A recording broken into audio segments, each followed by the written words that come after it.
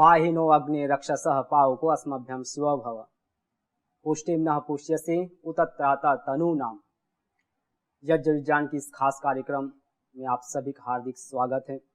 मैं स्वामी विप्रदेव और मेरे साथ ही संवाद में उपस्थित पूज्य स्वामी यज्ञदेव जी। स्वामी जी नमस्ते।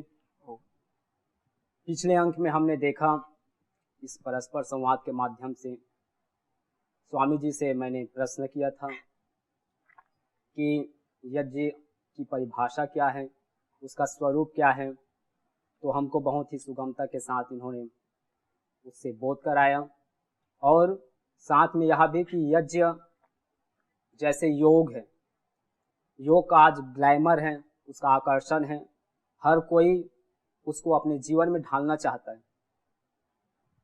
और इस कारण से ढालना चाहता है क्योंकि वह शरीर के लिए उत्कर्ष के लिए, उसके समुन्नति, आध्यात्मिक उन्नति के लिए और साथ में बाह्य वातावरण को शुद्ध बनाने के लिए भी जैसे आवश्यक है, उसमें जैसे जाति मतपंथ समुदायों से रहित होकर, सीमा से रहित होकर सबके लिए जो आरोग्य चाहता है, जो नैरोग्य जीवन में चाहता है, तो उनके लिए जैसे योग की आवश्यकता है वैसे ही यज्ञ भी सभी उन व्यक्तियों के लिए जो जीवन में आरोग्य नैरोग्य चाहते हैं। तो इसी नवीन अंक में आज हम पुनः श्रद्धेय स्वामी जी से बात करेंगे और जानने का यह प्रयास करेंगे कि और यज्ञ का जो अलग अलग पहलू है, उसका जो स्वरूप है, उसको हम बहुत ही गहनता से समझ पाए और उससे अधिक जुड़े। तो स्वामी जी, मेरा एक और प्रश्न है जो आपने यज्ञ को जैसे सभी के लिए अनिवार्य बताए, सभी कर सकते हैं, तो मेरे मन में एक प्रश्न उठ रहा है कि यज्ञ के बारे में हम सुनते हैं वेदों में और जितने भी हमारे वैदिक श्रुति के साथ साथ स्मृति ग्रंथ हैं कि हर जगह यज्ञ की महिमा गाई गई, उनकी चर्चा बहुत ही की गई है बहुतायत रूप में। व्यवहार में भी हम जब देखते हैं तो हमारे पूर्वज जन प्रत्येक कार्य यज्ञ पूर्वक ही करते थे, यज्ञ से ही शुभ आरंभ करते थे जी। और श्रीमद् भगवद गीता में जो श्लोक है, भगवान श्री कृष्ण जी भी कहते हैं कि बिना यज्ञ किए यदि हम भोजन करते हैं तो पाप का भक्षण करते हैं जी। तो इस प्रकार से जो अनिवार्य प्रत्येक घर में यज्ञ होता था, परंतु आज वर्तमान में देखते हैं, वर्तमान इस परिप्रेक्ष्य में देखते हैं तो कहीं ना कहीं उसका ह्रास हमको देखने को मिल रहा है जी। कहीं ना कहीं उसका लोप हमको देखने को मिल रहा है और सिर्फ हम एक ब्राह्मण का कार्य है, एक पंडित का कार्य है, इस रूप में देखने के कारण से उसका संकोच हमको दिखाई दे रहा है। तो यह किस कारण से है? स्वामी जी, इसमें इतिहास में ऐसा हुआ है कि हम पुरातन काल में या वैदिक काल में देखें तो आपने जैसे बताया उसी प्रकार से यज्ञों की बहुत ज्यादा बोलबाला थी और हर प्रकार की इष्ट काम दुख कहा उसको, हर प्रकार की कामनाओं को पूर्ण करने के लिए, जैसे उत्तम पशुपालन और उत्तम कृषि के लिए गोमेघ यज्ञ, उत्तम राष्ट्र संचालन के लिए अश्वमेघ यज्ञ से लेकर के अग्निष्टोम और चतुर्मास आदि जो अलग अलग भेषज यज्ञ आदि सारे अलग अलग बहुत सारे यज्ञ प्रचलित थे और हम करते आ रहे हैं और अभी भी मतलब प्रचलित है। लेकिन उस समय में एक बहुत व्यापक रूप से बोलबाला हो गई थी और ये जो यज्ञ की बोलबाला थी उसमें क्या हुआ कि उन परंपराओं में बहुत विकास होने के कारण कुछ गुरुजन ऐसे भी जुड़ गए, कुछ अपने स्वार्थवश या अपनी इच्छाओं की पूर्ति के लिए उन लोगों ने इस यज्ञ के साथ हिंसात्मक जो प्रवृत्ति है उसको जोड़ दिया। जैसे बलि हम जो समझते हैं, बलि देना कहा जाता है, वास्तव में बलि मानिए हमारे पास जो है शक्ति सामर्थ्य उसमें से बलिदान करना, त्याग करना होता है, असहाय जीवों के लिए हम कुछ करें। बलि का वास्तविक अर्थ ये होता है जो हम करते हैं बलि वैश्वदेव यज्ञ। हाँ, बलि वैश्वदेव यज्ञ पांच यज्ञों में अनिवार्य रूप से हमें प्रतिदिन करने के लिए कहा है हमारे ऋषियों ने जी। तो इस प्रकार से ये एक व्यापक रूप से बलि की प्रथा चली, अर्थात जो जीवित पशु है उसको काट करके उसकी आहुति देना और इस प्रकार की जो एक कुरीतियां कहे या एक उन लोगों के स्वार्थ की पूर्ति या अपनी इच्छाओं की पूर्ति के लिए उन लोगों ने ऐसी चीजों को जोड़ दिया और धीरे धीरे ये एक इतना व्यापक रूप ले चुका है कि समाज में ये यज्ञ में बहुत व्यापक रूप से ये हिंसात्मक प्रवृत्ति बढ़ गई और इस प्रवृत्ति को देख करके जिस समय में महात्मा बुद्ध जी का उदय हुआ, उस समय में उन्होंने ये सारी चीजों को देखा और समाज में यज्ञ के नाम पे, यज्ञ को वैदिक कर्म कहा गया, वेदों का कर्म कहा गया, और वैदिक कर्म के नाम पे हिंसात्मक यज्ञ बहुत व्यापक रूप से प्रचलित रहे। अब ये यज्ञ को देख करके महात्मा बुद्ध अहिंसा को वो कर रहे थे उस समय, तो उसके कारण उन्होंने अहिंसात्मक रास्ता अपनाने के लिए उन्होंने यज्ञों का तब विरोध किया, क्योंकि यदि इसमें इतनी हिंसा होती है और हिंसा होकर के हमको कितना भी लाभ मिल जाए तब भी हमारे लिए वो हितकर नहीं है या प्रकृति के लिए भी नहीं है, तो उसका उन्होंने बहिष्कार किया और व्यापक रूप से अपने मत का, अर्थात बौद्ध दर्शन का, बौद्ध मत का उन्होंने व्यापक रूप से प्रचार किया। और उसके साथ बहुत बड़े बड़े राजा महाराजाओं और राजा महाराजाओं के जो पुत्र थे वो भी उस बौद्ध मत का प्रचार करने में जुट गए थे। और उसके परिणाम स्वरूप अपने भारत ही नहीं अपितु भारत से जुड़े हुए आसपास के कई देशों तक, दूर दूर तक बौद्ध धर्म व्यापक रूप से फैल गया था। और उस समय इन परंपराओं, जो याज्ञिक परंपराएं थी, उसके ऊपर विशेष रूप से प्रहार हुआ। और उसके बाद का जो कालखंड आया उसमें बौद्ध धर्म विशेष रूप से सब जगह पे देखने को मिला। और उस समय क्या हुआ कि जो उस मत का व्यापक रूप से, विशेष रूप से उत्थान होने के कारण वेद भी कम पढ़े जाने लगे, या वेद का महत्व, या वेद की जो परंपरा, या वेद का जो मूल सिद्धांत है, उन सारी बातों को बहुत कमजोर कर दिया गया।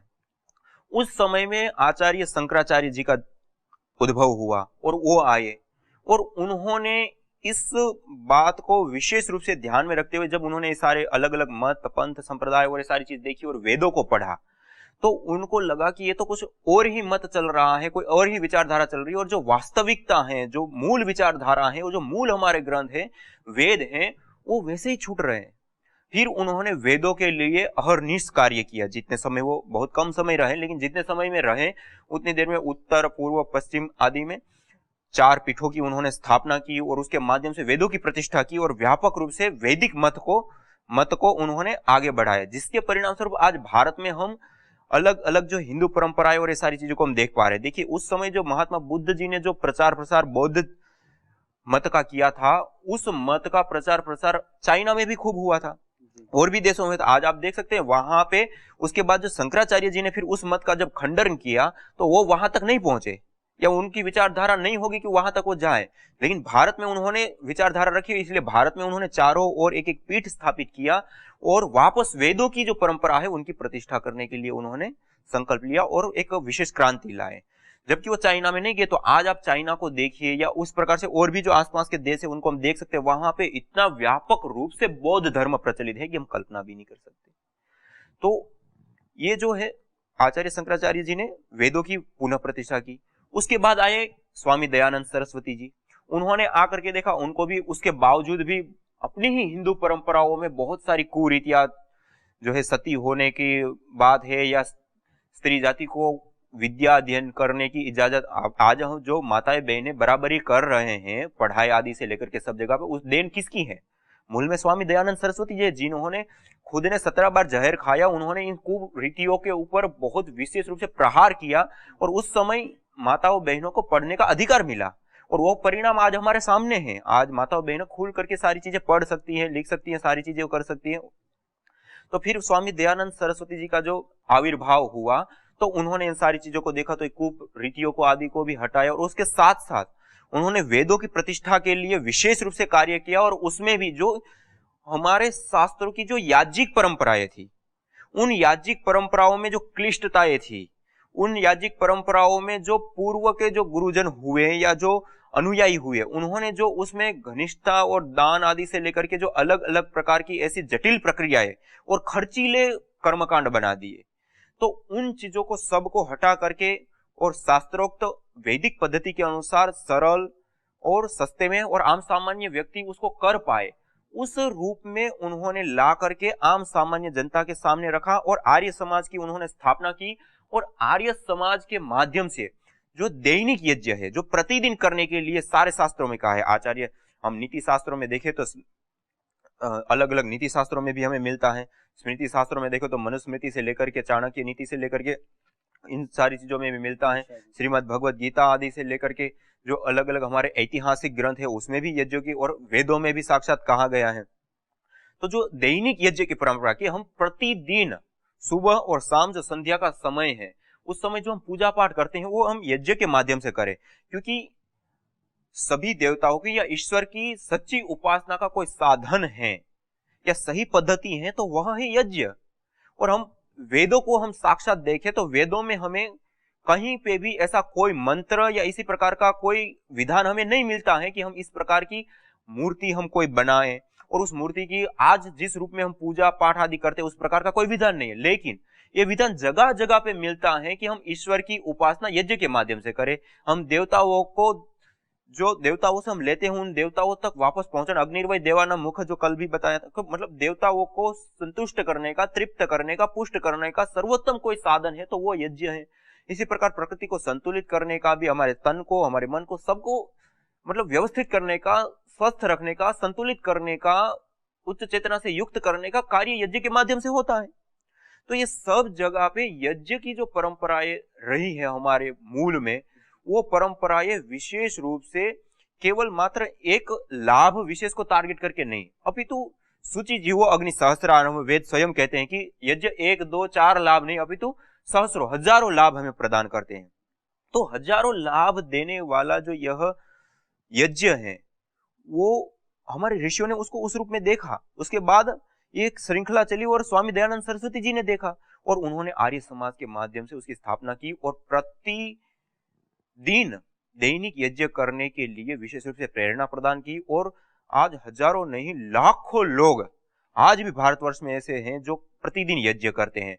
और प्रतिदिन यज्ञ करना ही नहीं, उसके साथ साथ जो हमारे जीवन की एक क्रमबद्ध उन्नति और 16 संस्कार आते हैं, गर्भाधान संस्कार से लेकर के अंत्येष्टि, उनको भी हमारे शास्त्रों ने या हमारे ऋषियों ने उसको यज्ञ के साथ जोड़ा हुआ है। कोई भी संस्कार बिना यज्ञ से हम संपन्न नहीं कर सकते।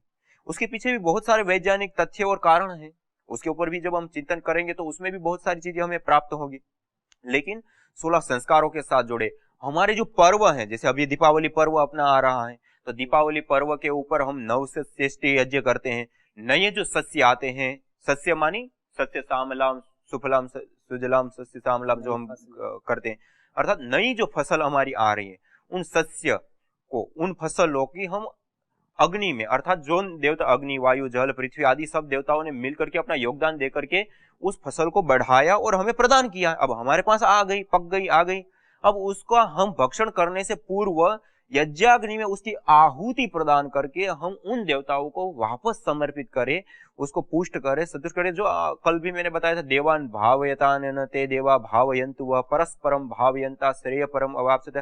यहाँ पे 3रे अध्याय में श्रीमद् भगवद गीता में भगवान श्री कृष्ण जी ने इसी बात को तो स्पष्ट किया कि देवताओं के माध्यम से जो हमें प्राप्त हुआ है उसको पहले हम उन देवताओं को अर्पित करें। अग्निर्वय देवाना मुख, अग्नि यज्ञाग्नि है वो देवताओं का मुख है, उसमें जो हम आहुति देते हैं वो उन देवताओं तक पहुंचती है। वो देवता संतुष्ट होते हैं, तृप्त होते हैं, पुष्ट होते हैं और पुष्ट हुए देवता वापस हमें पुष्ट देते हैं, पुष्ट करते हैं। मतलब परस्परता में हम उनको देते हैं, वो हमें देते हैं। इस प्रकार परस्परम भावयन्ता श्रेय परम वापस, इस तरह परस्परता में बरतते हुए हम परम श्रेय को हम प्राप्त कर सकते हैं। ऐसी उत्तम पद्धति और प्रक्रिया रही है। तो जो ये दैनिक यज्ञ करने की या विभिन्न प्रकार के जो दूसरे भी यज्ञ करने की जो विशेष परंपराएं रही हैं, उन परंपराओं में जो ह्रास का मूल कारण है, जो आपने मूल प्रश्न में रखा, वो कारण है कि यज्ञों के साथ हिंसा जुड़ जाना। जैसे आज भी हम वर्तमान में देखें, आज योग का ग्लैमर है। योग परम पूज्य स्वामी जी महाराज की कृपा से और उनके अथक पुरुषार्थ और प्रयासों से आज देश ही नहीं पूरी दुनिया में एक विशेष स्थान पे है। लेकिन आज आप देखिए, अलग अलग कुछ ऐसे स्वार्थी लोगों ने इस योग को बियर योगा आदि जो आपने नाम सुने होंगे, या इस प्रकार के जो कुकृत्य होते हैं या निम्न कोटि, अब उसके साथ जोड़ दिया। अब ये परंपराएं उनकी अपनी इच्छाओं को तो वो पूरा कर रहे हैं, लेकिन उसके साथ साथ ये जो कलंक है वो इस उत्तम जो विद्या है उसके साथ जुड़ जाएगा। अब धीरे धीरे विकृति को प्राप्त हो जाएगा। अभी विकृति को जब प्राप्त होता है तो इसके बाद आने वाले जो अनुयायी लोग हैं या गुरुजन हैं, जो श्रेष्ठ जन आएंगे, वो जब इन चीजों को देखेंगे तो फिर इसका वो खंडन करेंगे कि इस ऐसा योग किस काम का। और वास्तविकता है कि अब ऐसे योग से हम क्या करेंगे। योग का मतलब तो एक विशाल पूरी अपनी उच्च चेतना को, चित्तवृत्तियों का निरोध करना और उच्च चेतना को प्राप्त करना, अपने स्वरूप में प्रतिष्ठित होना, तदादर्श स्वरूप अवस्थानम। तो उस चीज को भूल करके हम अपने स्वार्थ के कारण कहां से कहां जा रहे हैं।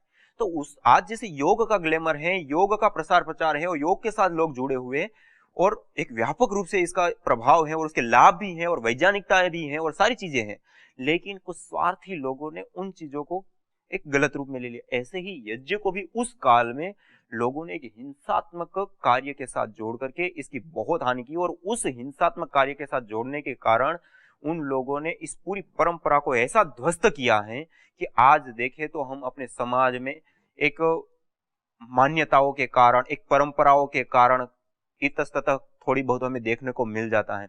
बाकी हमें जो है ये परंपराओं को हम एक रूप से भूल रहे हैं। शादी विवाह में भी हम यज्ञ कराते हैं तो पंडित जी को 500 रुपये ज्यादा देकर के कहेंगे कि जल्दी से खत्म हो, ऐसे कर देना, या और भी कोई कर्मकांड कराते और जो 16 संस्कार की बात आई हुई है वहां तो बिल्कुल भूल से गए हैं। तो ये जो चीजें हैं उससे हमें बचना चाहिए और वापस हमें अपनी जो मूल परंपरा है, जो वैदिक परंपरा है, जो याज्ञिक परंपरा है, उसकी ओर हमें लौटना चाहिए। और यज्ञ के जो वास्तविक लाभ है, जिस प्रकार से हमारे वेदों ने देखे हैं, हमारे ऋषियों ने देखे हैं और जिस प्रकार से इसके लाभ है, उसको उसी वैज्ञानिकता के साथ हम देखें और अपने जीवन में अपनाएं तो निश्चित रूप से हमारा कल्याण होगा। बहुत अच्छी बात आपने बताई। आपने जो बात कही कि यज्ञ प्रत्येक व्यक्ति कर सकता है आज भी उसके वैज्ञानिकता को समझकर। यदि हम उससे अपरिचित हैं तो कहीं ना कहीं उससे दूर रहते, लेकिन वैज्ञानिकता को हम जाने तो जोड़ सकते हैं। लेकिन आज के परिप्रेक्ष्य में देखा जाए तो लोगों की दिनचर्या में कहीं ना कहीं विकृतियां उसमें भी आ गई। क्योंकि वो अपने पेट का पालन करना चाहते हैं, अपने परिवार का पालन करना चाहते हैं, तो इस कारण से सबका जो टाइम है, समय, वो आगे पीछे हो गए, सब व्यस्त हो गए हैं। हर कोई आजीविका के लिए कुछ न कुछ करना चाहते हैं जी। तो जब इस प्रकार से देखते हैं तो, और यज्ञ हम देखते हैं लोक में आज तो 1 घंटा 2 घंटा ऐसे ऐसे कार्यक्रम होता है जी। तो कम समय में और पूर्ण रूप से उसकी वैज्ञानिकता के साथ हम उसको प्राप्त कर सके लाभ को, तो ऐसे किस प्रकार से हम उसको अपना पाए कम समय रहते हुए।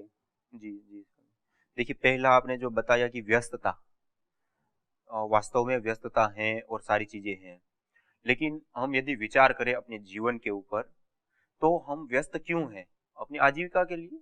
हमारे आवश्यकता क्या है? रोटी, कपड़ा, मकान, औषध, बीमार हो जाए तो, चाहे अमीर से अमीर हो चाहे गरीब से गरीब हो, इन्हीं 4-5 चीजों के बीच में वो जीता है और इन्हीं चीजों की उनको आवश्यकता होती है और यही चीजें उनकी आपूर्ति कर देते हैं। अब हम जो जीवन जीते हैं उसमें हम चाहते क्या है? सुख, शांति। अब सुख और शांति तो हम चाहते हैं और उसके लिए दिन भर हम काम करते हैं और काम करते हैं। अब सामान्य नागरिक को हम पूछें कि आप इतना काम क्यों करते हैं, और ऐसे ऐसे हम पूछे तो वो कहते हैं पेट भरने के लिए। और वास्तव में यदि उनको इसकी वैज्ञानिकता पता चले कि हम जो आहार लेते हैं वो आहार होते हैं 3 प्रकार के, ठोस, द्रव और गैस रूप में। 3 रूपों में हम आहार लेते हैं। अब ये जो 3 रूपों में आहार हम लेते हैं, जैसे ठोस रूप में हम देखें तो रोटी, चावल आदि जो भी हम अन्न आदि ग्रहण करते हैं, द्रव रूप में हम जूस आदि, छाछ आदि, पानी आदि हम लेते हैं, और गैस रूप में वायु को हम लेते हैं जी। ये 3 प्रकार के हम आहार लेते हैं। अब इन 3 प्रकार के आहारों में सर्वाधिक हम कोई आहार लेते हैं तो वो आहार होता है हमारा वायु। आप देखिए दिन में आप भोजन कितनी बार करते हैं? 2 बार, 3 बार। और पानी कितनी बार पिएंगे? जब गर्मी होगी तो थोड़ा ज्यादा और ठंडी आदि है तो उसमें थोड़ा कम, 5 से 10 बार हम पानी पीते होंगे। लेकिन हवा, वायु हमेशा लेते हैं, हमेशा एनी टाइम लेते हैं, चाहे सो रहे, खा रहे, बोल रहे हैं, नहा रहे हैं, कुछ भी कर रहे हैं, तो इस वायु को हम हमेशा के लिए लेते हैं। तो ये जो हमारा आहार है वो सबसे ज्यादा है। इसी प्रकार हम इंपॉर्टेंट आहार कोई देखे, एक तो सबसे ज्यादा हो गया और एक सबसे इंपॉर्टेंट। हम भोजन ना करें तब भी हम 3 महीने तक जीवित रह सकते हैं, हम पानी ना पिए तब भी हम 3 सप्ताह तक जीवित रह सकते हैं, लेकिन इस प्राण वायु को हम रोक दे तो 2 मिनट से भी अधिक हम जीवित नहीं रह सकते। तो सबसे बड़ा भी, सबसे ज्यादा भी है ये वायु आहार और सबसे इंपॉर्टेंट भी ये आहार है। अब हम सुबह से शाम तक आम सामान्य नागरिक की जो मेहनत है उसको हम देखें तो वो जो ठोस रूप जो हम आहार लेते हैं उसके लिए उनका समय जाता है 12 घंटा, उसके लिए वो समय अपना देता है। लेकिन उनको आप ये पूछे कि वो आपका आहार कितना प्रतिशत, तो हम साइंटिफिक रूप से भी यदि हम देखें तो हम जो भोजन द्रव्य रूप में लेते हैं उससे जो हमारी पूरी एनर्जी जो हमें यूज करते हैं उसमें 20% वो हिस्सा होता है, बाकी 80% हिस्सा जो है वो वायु के माध्यम से होता है। इसीलिए हम रोकते ही हम रुक जाएंगे, जबकि आप भोजन रोक देंगे तो आप रुक नहीं जाएंगे, आप कर सकेंगे। इतना ये इंपॉर्टेंट होता है। तो इतना इंपॉर्टेंट जो 80%, और पेड़ पौधों को जो वनस्पति जगत है उसको हम देखें तो उसका जो आहार है वो तो 95% से लेकर के कुछ कुछ जैसे पीपल आदि होते हैं उसमें तो 95% तक उनका आहार केवल वायु है। इसलिए तो आपने देखा होगा कई जगह पे मंदिरों में या घरों में भी ऊपर दीवारों में स्टाइल आदि लगी होती है, उसमें भी अंकुरित होकर के वो बड़े बड़े पेड़ बनने लग जाते, दीवारों को फाड़ देते। वहां ना जमीन है, ना पानी मिल रहा है, ना खाद मिल रहा है, ना कुछ है, तो उनको आधार क्या मिला? खाली वायु आधार है, फिर भी वो बढ़ रहे हैं ताकत परजीवी के साथ। देखते हैं, वट है, हाँ, वट भी है। पीपल है। तो ये जो है ना उसमें 99% तक वो अपना आहार वायुमंडल से लेते हैं, नीचे खाली उनका आधार मात्र है। बाकी हम फसल आदि देखें तो उसमें 95% तक वो वायु से लेते हैं और 5% वो भूमि आदि से लेते हैं। तो इसी प्रकार मनुष्य को देखें तो हम 80% वायु से लेते हैं एनर्जी, और बाकी की जो हमारी एनर्जी है वो हम भोजन से लेते हैं। अब आम सामान्य व्यक्ति को, नागरिक को हम कहें कि आप जो ये 12 घंटे या 8 घंटे आप लगा रहे हैं वो इस भोजन के लिए लगा रहे हैं जो आपका 20% हिस्सा है एनर्जी का, ऊर्जा का, तो आप ये जो 80% ऊर्जा का हिस्सा है जिसके बिना आप 2 मिनट भी जीवित नहीं रह सकते हैं, उसके लिए क्या करते हैं? तो उसके पास कोई जवाब नहीं होता है और करते ही नहीं। जबकि हमारे ऋषियों ने इन बातों को देखा, इन बातों को जाना, इसीलिए वो प्रतिदिन यज्ञ किया करते थे। यज्ञ करके जो हमारा 80% आहार है उस आहार को वो शुद्ध करते थे, पवित्र करते थे, सुगंधमय बनाते थे, पुष्टिकारक बनाते थे, रोग निवारक बनाते थे। और अपने शरीर को तो स्वस्थ रखना एक सामान्य सी बात है, लेकिन उसके साथ साथ हमारे चेतना के लेवल के ऊपर, हम हमारे पर्यावरण में सब जगह पे इसका इफेक्ट होता है। तो ये सब चीजों को हमारे ऋषियों ने देखा। एक तो जिनके पास टाइम नहीं है ऐसा कहते हैं, उनको इस विषय के ऊपर थोड़ा सोचना चाहिए। दूसरी बात है कि आप यदि दूषित वायु, आज का जो परिप्रेक्ष्य है, आज वायु प्रदूषण बढ़ चुका है, और इस वायु प्रदूषण के बढ़ने के कारण, और दूसरा आज हमारे जो घर हो गए हैं वो घर ज्यादातर हो गए हैं पैक, बाहर की रोशनी या हवा बहुत कम प्रवेश पाती है, इस प्रकार के हो गए अपार्टमेंट आदि जो बन गए उसमें। तो अब हमारे घर के अंदर सूर्य की ऊर्जा, एनर्जी ना आने के कारण बहुत सारे बैक्टीरिया, वायरस, फंगस आदि पनपते हैं, अलग अलग प्रकार के रेडिएशन भी बढ़ जाते हैं, और उसके कारण ये प्रदूषित वायु, इंडोर पोल्यूशन और आउटडोर पोल्यूशन, दोनों ही पोल्यूशन है। अब उसमें जब हम जिएंगे तो हम जो 8-10 घंटे काम करके जो सुख लेना चाहते हैं उसकी जगह पे इस कारण से हम बीमार हो जाएंगे, और इस बीमारी के कारण जो हमने 8-10 घंटे लगा करके पैसा कमाया है वो भी हमारे हॉस्पिटलों में जाएंगे, गलत रास्ते पे खर्च हो जाएंगे, उसके बाद सुख तो मिलना नहीं हमें, तो वो किस काम का है हमारा पैसा?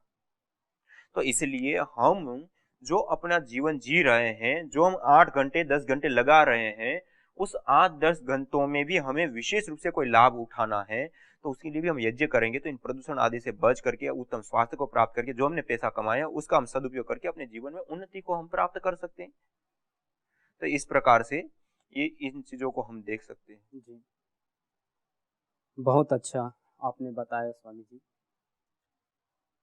यज्ञ के बारे में, कि जो हम भोजन ग्रहण करते हैं उसमें केवल 20% ही हमको एनर्जी मिलती है, बाकी जो 80% एनर्जी, ऊर्जा है, वह हमको इस वायुमंडल प्राण ऊर्जा के माध्यम से मिलता है। और इसके साथ साथ आपने बताया कि भोजन के बिना, भोजन के बिना हम 3 महीना जी सकते हैं, जल के बिना 3 सप्ताह, परंतु जो प्राण ऊर्जा है वह हम प्रत्येक क्षण, उसके बिना हम 2 मिनट या 1 मिनट, जो जिनको श्वास आदि की दिक्कत है तो उनके लिए 1 मिनट भी बहुत ही काफ़ी होता है। तो ऐसे में जो वायु है, क्योंकि आज वातावरण में हम देख रहे हैं सबसे अधिक पॉल्यूशन, एयर पॉल्यूशन है, तो उसको शुद्ध बनाने के लिए एक माध्यम है यज्ञ। और वो यज्ञ स्वामी जी ने बहुत ही सुंदर हमको बताए उनके अनेक लाभों को, कि कैसे प्राण की महिमा सबसे अधिक है, उसके बिना हम 2 मिनट भी नहीं जी सकते। तो उस प्राण को शुद्ध बनाने के लिए, उस प्राण को पवित्र बनाने के लिए हम यज्ञ से जुड़े। चाहे हम कितने भी व्यस्त हो, परंतु यज्ञ के लिए हम यदि समय देते हैं तो सिर्फ उससे एक व्यक्ति का, एक परिवार का लाभ नहीं होता, बल्कि जो उस वातावरण में रहते हैं, चाहे वो मनुष्य हो या इतर प्राणी हो, तो उन सबको लाभ मिलता है। तो आज इस संवाद में हमने बहुत कुछ जाना। पुनः हम दूसरे अंक में, जो नवीन अंक है, उसमें यज्ञ के और क्या अलग अलग उसके प्रभाव, इफेक्ट है, उनके लाभ है, उसको लेकर प्रस्तुत होंगे। तो आज के लिए बस इतना ही। तब तक के लिए सभी को नमन।